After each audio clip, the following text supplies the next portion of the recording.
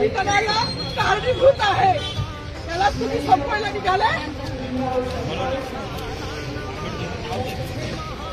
पालकमंत्र्यांची फार मोठी चूक आहे मॅडम, माफी मागणार नाही, पण पालकमंत्र्यांची उपद्रवात घ्यावी.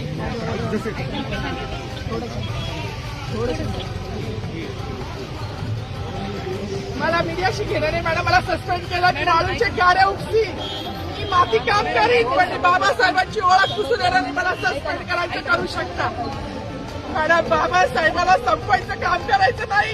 26 जानेवारी 15 ऑगस्ट मध्ये मी नाही मानत, पण लोकशाही मॅडम तुम्ही सुद्धा संविधानामुळे आहात, पालकमंत्री सुद्धा पालकमंत्री संविधानामुळे आहे. कोणताही जाती नाही, सगळी समानता केली आहे. बाबासाहेबांचं नाव आता तरी भाषणात येईल, मग तरी भाषणात येईल. ज्या लोक संविधानाला लोकशाहीला कारणीभूत नाही त्यांची नावं वारंवार घेतली गेली. मग जो संविधानाला कारणीभूत आहे तो प्रजासत्ताक दिनाचा जो मानकरी आहे त्याचं नाव भाषणात का नाही.